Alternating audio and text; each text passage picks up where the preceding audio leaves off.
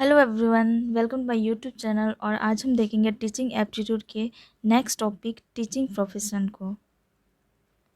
चलिए स्टार्ट करते हैं। क्वेश्चन नंबर 1, आप शिक्षण व्यवसाय को क्यों अपनाना चाहते हैं?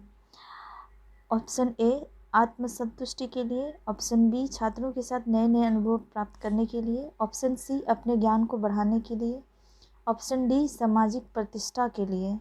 तो क्वेश्चन हमें ये पूछा गया है कि आप शिक्षण व्यवसाय को क्यों अपनाना चाहते हैं, क्यों हमें ज़रूरत पड़ रही है शिक्षा की या शिक्षण व्यवसाय की। तो यहाँ ऑप्शन ए में ही लिखा हुआ है कि आत्मसंतुष्टि के लिए। तो क्या ये खुद के लिए ही हमको शिक्षण व्यवसाय को चुनना चाहिए या फिर और भी कुछ है? तो इसमें हम देखेंगे कि सबसे अच्छा आंसर जो है वो है छात्रों के साथ नए नए अनुभव प्राप्त करने के लिए। क्योंकि जब हम शिक्षण व्यवसाय में आगे जाएंगे तो हम देखेंगे कि जब भी छात्रों के साथ या छात्रों के लिए हम नए नए अनुभव प्राप्त करते हैं तो ही हमारा शिक्षण प्रणाली अच्छी तरीके से हम उसको कर सकते हैं। तो इसका सही जवाब होगा छात्रों के साथ नए नए अनुभव प्राप्त करने के लिए। नेक्स्ट क्वेश्चन, क्वेश्चन नंबर 2, अध्यापक का प्रमुख दायित्व है। ऑप्शन ए, नियमित रूप से समय पर स्कूल आना। ऑप्शन बी, स्कूल के कार्यों में सहयोग देना। ऑप्शन सी, नियमित रूप से कक्षा में पढ़ाना। ऑप्शन डी, बच्चों के विकास पर समुचित ध्यान देना। तो यहाँ पूछा गया है कि अध्यापक का प्रमुख दायित्व क्या होता है। क्या वो खाली सिर्फ समय पर स्कूल आए या फिर स्कूल के कार्य में सहयोग दें। जैसे मान लिया कुछ भी स्कूल का काम हो रहा है तो उसमें वो काम करके हेल्प करें, या फिर रेगुलर जो होता है कि क्लास में हम उसको पढ़ाए हैं। तो ये भी थोड़ा सही सही लग रहा है, लेकिन हमको वही चुनना होगा जो सबसे बेस्ट आंसर होगा। तो इसमें लास्ट वाला ऑप्शन में जो हम देख रहे हैं कि बच्चों के विकास पर समुचित ध्यान देना, तो जहाँ बच्चों के विकास की बात आती है तो वो सबसे अच्छा होता है। एक अध्यापक होने के नाते हम जब बच्चे को पढ़ाएंगे तो हमारा ये मकसद होना चाहिए कि उसका विकास हो रहा है कि नहीं हो रहा है। तो इसीलिए इसका सही जवाब होगा ऑप्शन डी, बच्चों के विकास पर समुचित ध्यान देना। नेक्स्ट क्वेश्चन देखेंगे, एक अध्यापक सीखता है। ऑप्शन ए, छात्रों से। बी, परिवार से। सी, अध्यापन से। डी, परिवेश से। ऐसा नहीं है कि सिर्फ बच्चे ही सीखते हैं, एक अध्यापक भी सीखते हैं। तो वो किन से सीखते हैं, छात्रों से सीखते हैं कि परिवार से सीखते हैं, वो कहाँ से सीखते हैं? तो यहाँ ऑप्शन सी में दिया हुआ है अध्यापन से। अध्यापन से मतलब होता है कि जब कोई अध्यापक क्लासरूम में जाके पढ़ाते हैं तो उनसे भी बहुत सारी चीज़ों को वो सीखते हैं। उसके दौरान वो विद्यार्थी के साथ उसका जो इंटरेक्शन होता है, वो कुछ भी पढ़ाते हैं तो उससे बहुत सारी चीज़ों को वो भी सीखते हैं। तो इसका सही जवाब होगा ऑप्शन सी, अध्यापन से। नेक्स्ट देखेंगे ऑप्शन, क्वेश्चन नंबर 4, भारत का भाग्य निर्माण कार्य कक्षा कक्ष में हो रहा है, यह कथन था। ऑप्शन ए, विश्वविद्यालय शिक्षा आयोग। ऑप्शन बी, कोठारी शिक्षा आयोग। ऑप्शन सी, राष्ट्रीय शिक्षा आयोग। डी, हरटोग शिक्षा समिति। तो ये एक कथन है, तो इसको हम लोगों को देखना होगा। जैसे कि विश्वविद्यालय शिक्षा आयोग, वो उसने क्या कथन दिया था, या फिर कोठारी शिक्षा आयोग ने क्या कथन दिया था। तो इसका जो सही जवाब होगा वो कोठारी शिक्षा आयोग होगा। ये सब के बारे में अलग से भी पढ़ना होगा, कोठारी शिक्षा आयोग क्या है, राष्ट्रीय शिक्षा आयोग क्या है, तो उसको हम लोग नेक्स्ट वीडियो में कवर करेंगे। तो इसका जो सही जवाब होगा आप लोग याद रखिएगा, कोठारी शिक्षा आयोग। नेक्स्ट क्वेश्चन देखेंगे, क्वेश्चन नंबर 5, किसी पेशे में सफल होने के लिए व्यक्ति को आवश्यकता होती है 1, प्रेरणा, निष्कपटता एवं धैर्यशीलता की, या धन की, या स्तर की, या शैली की।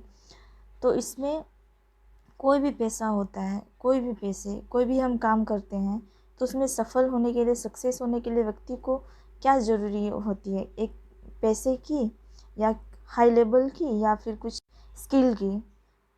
तो यहाँ सबसे बेस्ट जो आंसर दिया हुआ है वो है प्रेरणा, निष्कपटता एवं धैर्यशीलता की, और ये हमको ऑप्शन 1 में ही मिल रहा है, इसलिए इसका आंसर होगा ऑप्शन ए। नेक्स्ट क्वेश्चन देखेंगे, क्वेश्चन नंबर 6, एक शिक्षक की अपने पेशे में सफलता का मूल मंत्र है, उसे आर्थिक रूप से संपन्न होना चाहिए। नेक्स्ट, विषय वस्तु का ज्ञान होना चाहिए, उसके स्वभाव में मधुरता होनी चाहिए, उसमें अभिव्यक्त करने की क्षमता होनी चाहिए। तो जब एक शिक्षक की बात आती है या शिक्षक के पेशे की बात आती है, आप लोग भी नेक्स्ट जब आप एग्ज़ाम क्वालिफाई कीजिएगा तो टीचर बनने के लिए प्रशिक्षित होंगे, तो उसमें क्या ज़रूरी होगा कि आर्थिक रूप से संपन्न हो। जिससे जो कोई आर्थिक रूप से संपन्न है तो उसी का एडमिशन होगा या वही शिक्षक बन सकता है क्या, या फिर सिर्फ विषय वस्तु का ज्ञान ही काफ़ी होता है, या फिर सरल स्वभाव का होना चाहिए। तो यहाँ देखते हैं कि उसमें अभिव्यक्त करने की क्षमता होनी चाहिए, क्योंकि ज्ञान तो सबका होता है, या फिर स्वभाव भी बहुत लोगों का अच्छा होता है, लेकिन अगर उसको अभिव्यक्त करने की क्षमता नहीं होगा। अभिव्यक्त करने का मतलब होता है कि कोई भी चीज़ को, कोई भी टॉपिक को आप किसी और के सामने में किस तरीके से रखते हैं। अगर एक टीचर होने के नाते आप उसी चीज़ को ठीक से अभिव्यक्त नहीं कर पाएंगे तो आप अच्छे टीचर नहीं कहलाएंगे। तो इसका सही जवाब होगा ऑप्शन 4। नेक्स्ट देखेंगे क्वेश्चन नंबर 7। एक शिक्षक के पेशे में कुशलता को निम्नलिखित में से किसमें शामिल किया जा सकता है? ए, पेशेवर नियम संहिता का पालन। नेक्स्ट, एक प्रभावी अधिगम वातावरण के निर्माण। 3, विषय वस्तु की समझ या वेतन के लिए काम।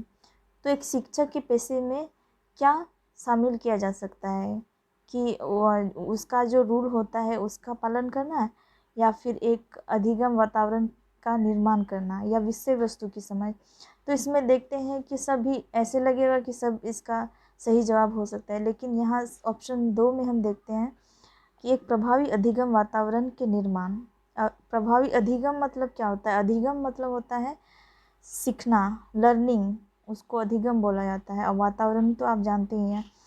तो एक प्रभावी अधिगम, जब आप टीचिंग लर्निंग प्रोसेस में हैं या फिर आप क्लास में पढ़ा रहे हैं, तो आप वहाँ पर किस तरह का माहौल बना रहे हैं, तो ये बहुत ज़रूरी है। इसलिए इसका आंसर होगा ऑप्शन 2, एक प्रभावी अधिगम वातावरण के निर्माण। नेक्स्ट देखेंगे, यदि आपको पता चले कि कोई छात्र विद्यालय में ही बीमार हो गया है तो आप क्या करेंगे? उसके माता पिता को फ़ोन करेंगे और उन्हें उसके खराब स्वास्थ्य के बारे में सूचित करेंगे, या इस संबंध में विद्यालय के प्राचार्य को सूचित करेंगे, या उसे घर में रहने और कभी विद्यालय न आने की सलाह देंगे, या उसे डॉक्टर के पास ले जाएंगे? तो इसमें नॉर्मल सी बात है कि अगर कोई बच्चा बीमार हो जाता है तो हम क्या करेंगे?